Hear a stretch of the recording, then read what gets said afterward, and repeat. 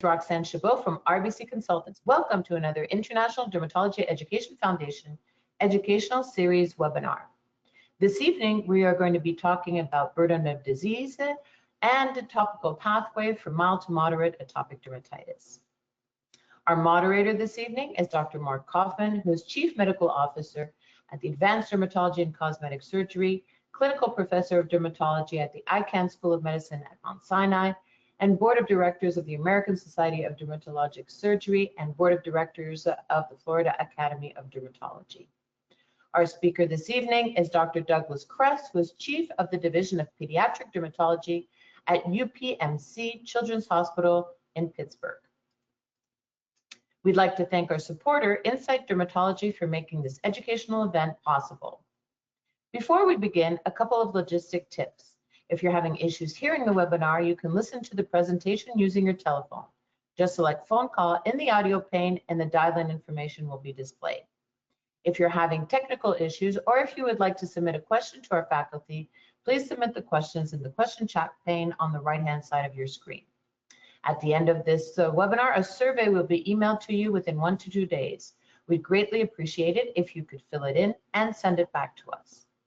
Remember, if you want to submit a question, use the question pane on the right-hand side of your screen, and I wrote a little note there so you can see exactly where you can write the question.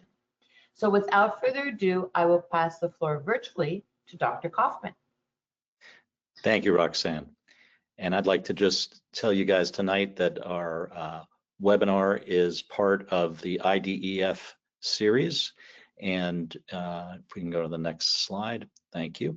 The International Dermatology Education Foundation, Dr. Kursick is president, and it is a nonprofit organization whose principal mission is to raise awareness and improve dermatologic care all over the world through education, especially in underserved areas.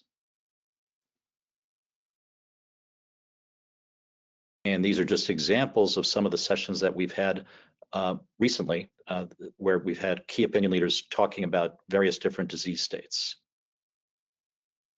And you can follow the IDEF on Instagram, LinkedIn, Facebook, or just go to the website, which you see below, idefeducationalseries.com.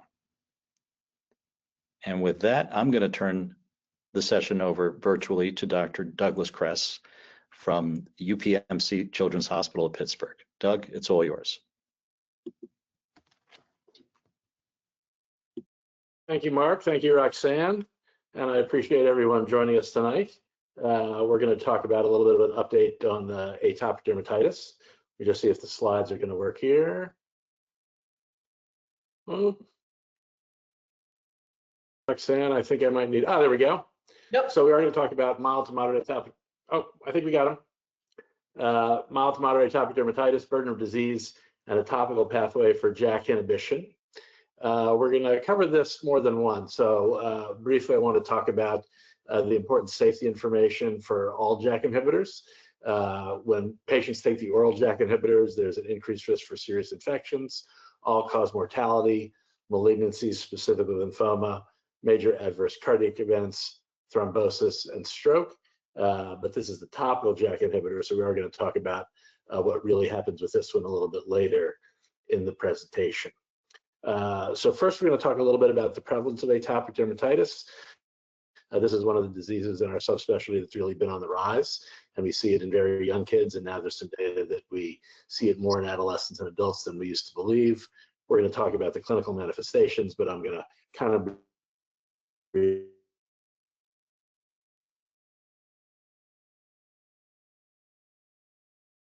Oh, we've lost Dr. Kress. over those because I know everybody on this call knows what atopic dermatitis looks like.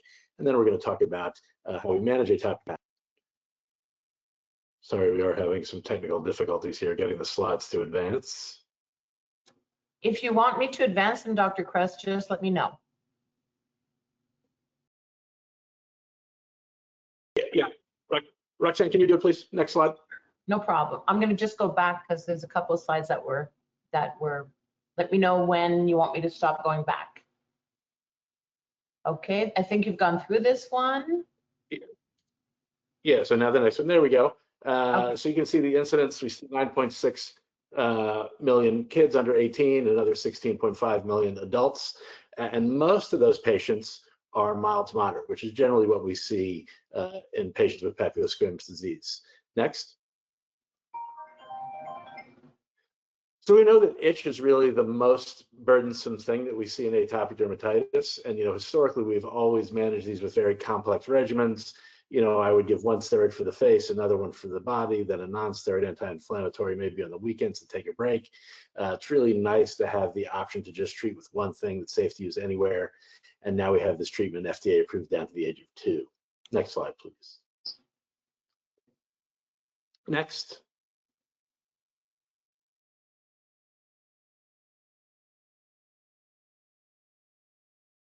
Next slide, Rexon. All right, so this is the pathophysiology of atopic dermatitis. And we've really learned a lot about this over the years. We've always known that there was an inflammatory component and that the skin barrier was abnormal, but we've really learned recently that these things are linked. And we have treatments now for all these different cytokines that you see, IL-4 and IL-13. There's a drug out that inhibits thymic stromal lymphopoietin that's FDA approved to treat asthma. We have drugs out now for IL-31. And we know, though, that all of these important cytokines that are elevated in the skin of patients with atopic dermatitis are mediated through JAK1. So that's how JAK1 inhibition can treat all the things that are wrong with atopic dermatitis and do so very quickly. We are going to talk about that as well this evening. Next slide, please. So when we look at IL-4, IL-13, IL-31, we can see that several of those cytokines play a role in triggering pruritus.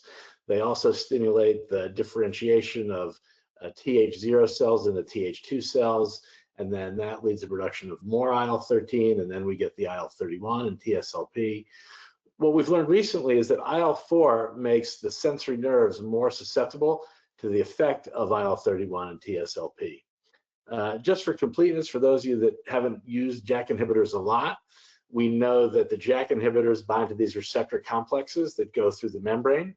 And then once they're inside the cell, there's an interaction between the JAK pairs and STAT pairs, and then the STATs take information of the nucleus.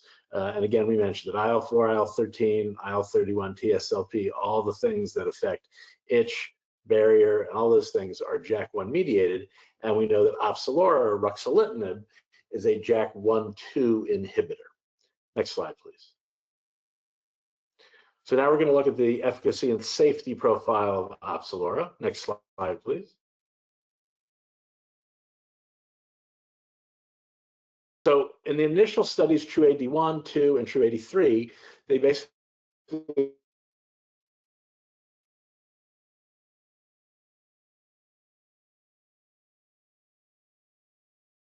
had 2 different strengths of Opzelura compared to vehicle, and they did that for 8 weeks. The drug is used once a day. Sorry. Oh, hello? Oh, yeah. You can see that the inclusion criteria is they had at least 2 to be over the age of 12. They had to have atopic dermatitis for years. They needed to have an IgA score or moderate, and their body surface area, excluding the scalp, had to be 3 to 20%. Next slide, please.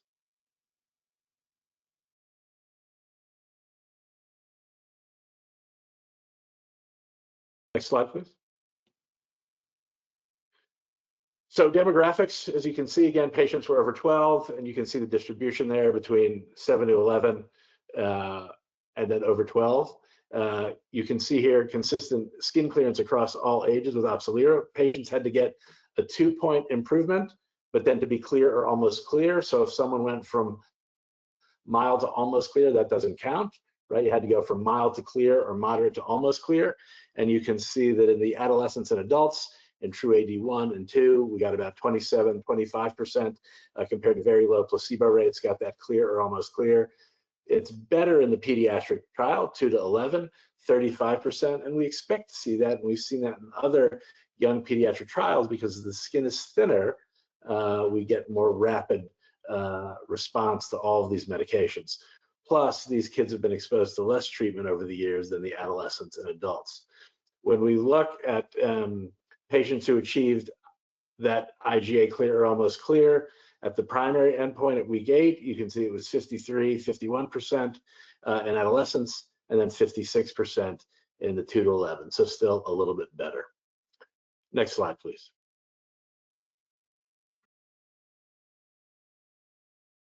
So here are some pictures, baseline week 2 and then week 8, and you can see that there's really noticeable improvement as early as week 2, and then really significant improvement by week 8.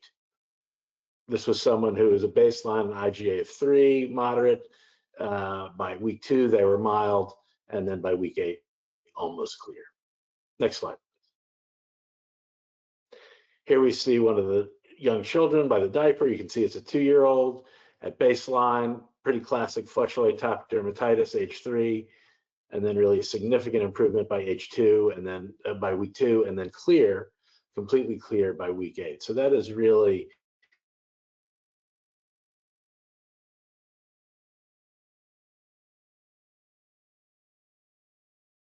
for a non-steroid anti-inflammatory and fast.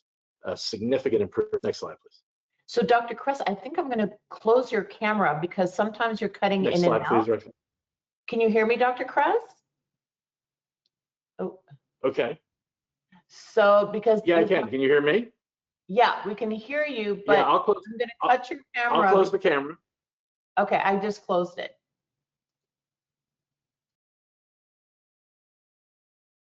There you go. Great. Is that better? Yep.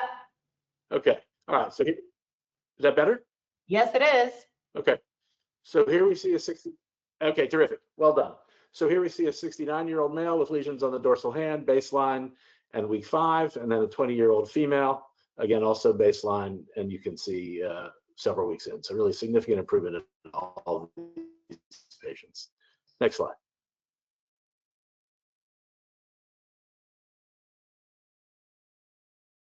EASI-75 is obviously another way that we can look at these, and you can see the improvement significantly compared to placebo for True 81, True 82, and then as we discussed the pediatric trial, better still, 67% of patients got to that EASI-75 at 8 weeks, and then EASI-90, which is really, you know, the best response we see in clinical trials.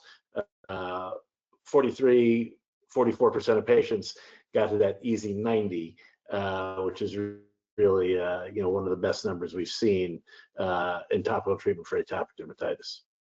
Next slide, please.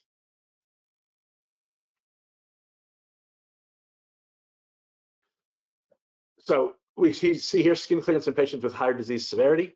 And again, you can see the Opsilor numbers in the 50s and 60% at week 8, and then EASI-75 into the 75%.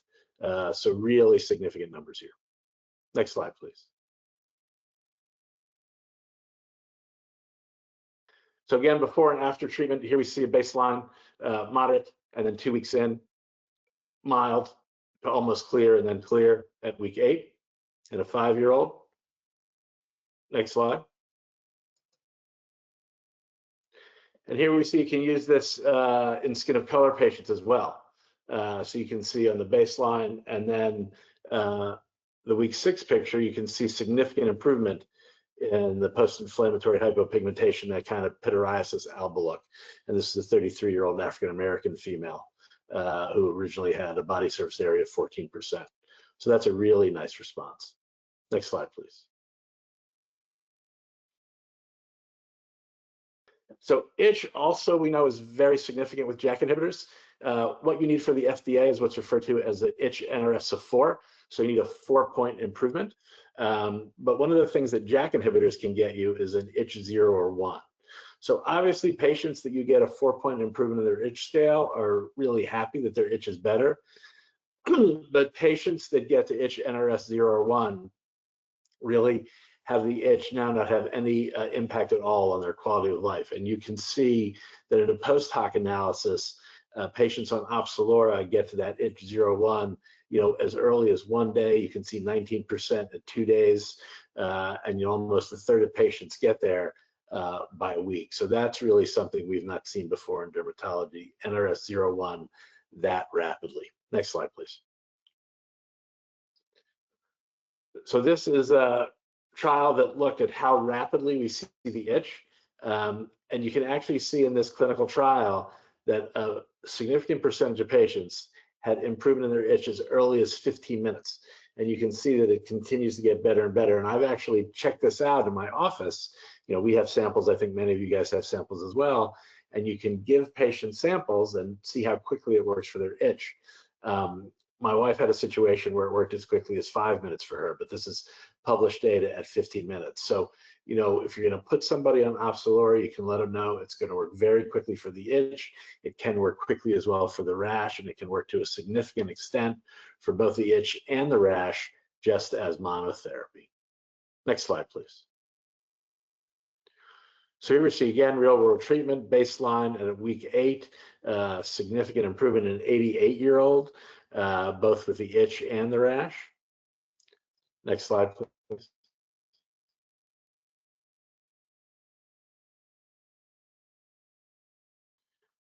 So this is now the long-term extension out of 52 weeks, both true AD1 and 2, and then true AD3. And you can see patients, you know, 74, 75% of patients maintaining that level of improvement through a year. So this is a drug that can be used safe in the long term. You use it when it's there, not when it's not. And you can see that 70% of patients had either clear or almost clear at some point during that 52-week clinical trial, the 44-week extension. Next slide, please.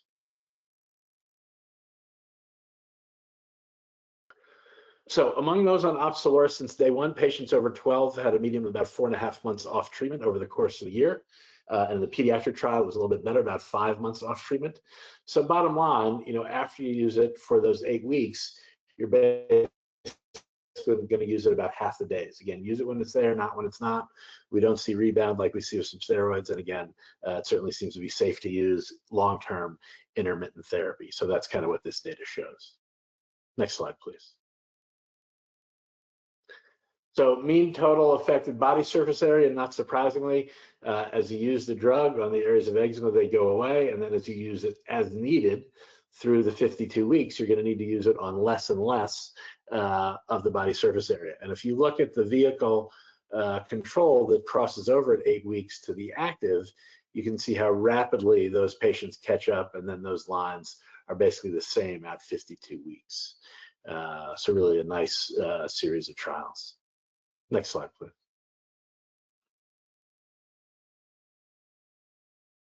All right, as far as side effects, again, in the 8 weeks, this is Opzelura versus vehicle. There's a little bit of nasopharyngitis, you know, very low numbers on bronchitis, ear infection, eosinophil count, really not much there. And this is similar when you stretch out through 52 weeks. So I have not found any side effects in my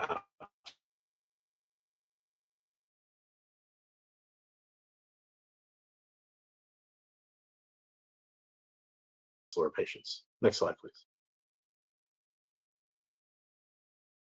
Please, Roxanne.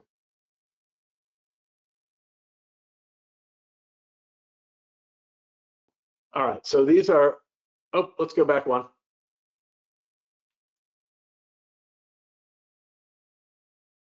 Oh, you can just stay here.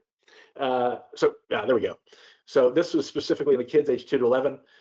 You can see URI not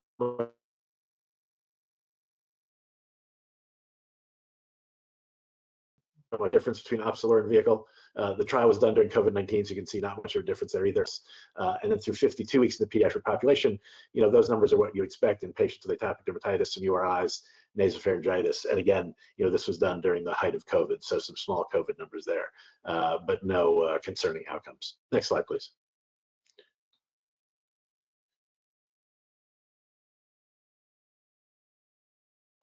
So very briefly, for those of you that may not have had an opportunity to play with a lot of JAK inhibitors, the black box warning comes from something called the oral surveillance trial, which is a trial that looked at Xeljanz or tofacitinib, along with methotrexate in the United States for patients with rheumatoid arthritis who are greater than 50 and have more than one cardiac risk factor. That trial was compared to adalimumab plus methotrexate in the United States and etanercept plus methotrexate in Europe. And in that trial, in that patient population, the oral JAK inhibitors were associated with an increased risk of all the things that we talked about: infections, malignancies, major cardiac event, blood clot, and stroke. That has not been seen in the topical JAK inhibitor trials, but all the JAKs with one exception carry the black box warnings. Next slide, please. So again, here's the long-term TAEs in 52 weeks. The way I like to describe these slides is a lot of zeros, right? Small number of infections. If you look, the highest number for malignancies is in the vehicle group, right? So it really just looks very, very safe. And we do have data that I don't think is part of the deck that after the first day, Opzelura is not really absorbed because it works so quickly to repair the barrier and get the eczema better that absorption doesn't really occur in a significant way after the first day of application. Next slide, please.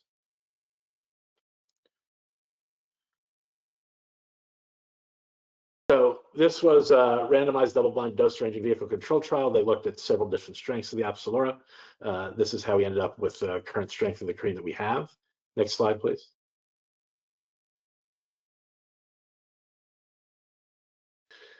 And you can see that this is a mean percentage improvement in the easy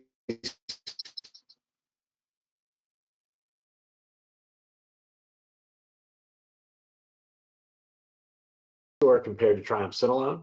So every time we have a new non-steroid scale, shows that the Opzelura is obviously much better for the eczema and significantly better for the itching than is triamcinolone, which I think is a go-to for most of us, or historically has been a go-to for most of us for flexural atopic dermatitis, even in this younger population. Next slide, please.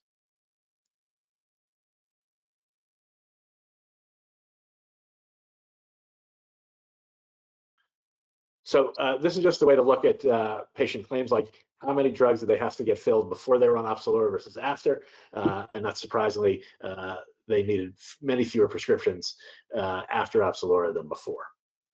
Next slide, please.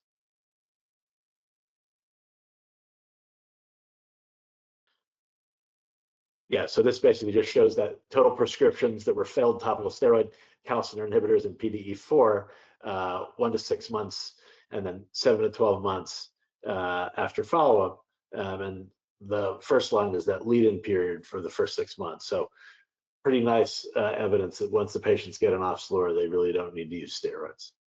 Next slide. Dosing and administration couldn't be easier. Thin layer, twice a day, safe anywhere, FDA approved down to the age of 2. You put it on the lesions directly, but not on normal skin. Again, steroid-free, non-greasy. This one's kind of just really easy to use. Only comes one way, 1 60-gram tube. That's it. Next slide, please. Again, patient support. Obviously when these drugs first get started, sometimes there are challenges, at least in my neck of the woods, which is in Western Pennsylvania, using specialty pharmacies. We've had much better luck getting this drug covered for patients with commercial insurance. I think that 90% is about what we're experiencing. So again, I'm sure you each have people from Insight that can help you out in your different geographies, but we have found this one easier and easier to get covered over the last couple of months. Again, remember now you can use it down to age 2. Mild to moderate atopic dermatitis, you want to make sure you code atopic dermatitis. As a general rule, patients are going to need to have failed at least a topical steroid, if not that, plus a TCI. Oftentimes when I see new atopic dermatitis patients in my practice, I write a topical steroid and a topical calcineurin inhibitor the first day anyway, whether they're eventually going to need to be on a biologic or something like Opzelura. I think that often just makes it easier. And then remember, for this drug, you want to limit body surface area to no more than 20%. And in our practice, once somebody has more than 20% body surface area, they're usually going to get a biologic. All right, next slide, Roxanne. All right, we did touch on some of this, but I think just go over it because we're required to do that. Patients taking oral JAK inhibitors have been associated with having serious infections, including TB, invasive fungal infections, bacterial, viral, including some herpes infections. We talked about all-cause mortality, which is major cardiac events and strokes. Again, there have been blood clots, and there have been some non-melanoma skin cancers and lymphoma as well. Next slide.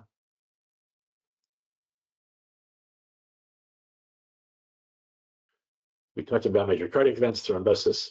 Again, there have been cytopenias seen in the oral agents, and as a general, when I give oral JAK inhibitors, I do track lab work about every 3 months. We do not give this to patients who are pregnant or nursing.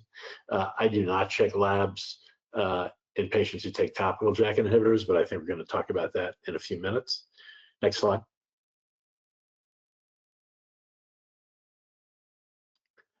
So again, Relief Reimagine, this is the first and only topical JAK inhibitor for atopic dermatitis. Now FDA approved down to age 2 for eczema. It is still FDA approved to age 12 for vitiligo. We have powerful inflammation relief very quickly, as early as 15 minutes for the itch. We have significant improvement at week 8. You can see about 50% of patients get to that clear or almost clear. We have sustained disease control out 52 weeks, and we know that about 70% of patients can get to that clear or almost clear over the 52-week trial, knowing that those patients only really have to use the Opzelura on about half of all those days. So they use it when it's there, not when it's not. So again, I think this is a really good one, and I think it's fantastic now as a pediatric dermatologist that we have the JAK inhibitor down to age 2. So I do give kudos to the company. It is very difficult to do JAK inhibitor trials in children, and so not only is this approved to 12, it's now approved to 2. I think that's great. You can see that there are more than 600,000 patients that have received Opzelura since its release about 4 years ago. And I think now that we have it for kids 2 to 12, that's really going to take off. Next slide, please.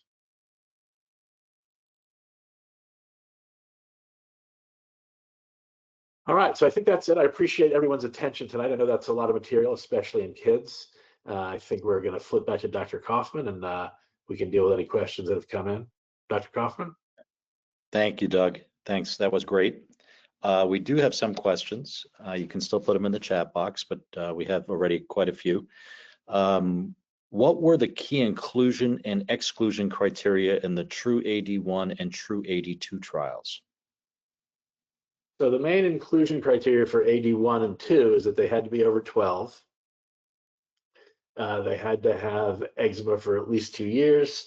They had to have eczema that was mild to moderate, which is 2 or 3. And they had to have eczema on less than 20% of the body surface area.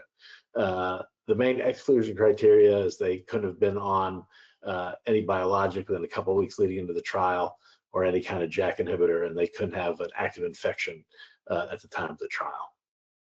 Okay, makes sense. Can Opzelura be used anywhere on the body? So Opzelura absolutely can be used anywhere on the body. Whenever we have a new topical, and I have somebody who has atopic dermatitis widespread, including face and other areas of the body, I always recommend that they try not on the face first couple days.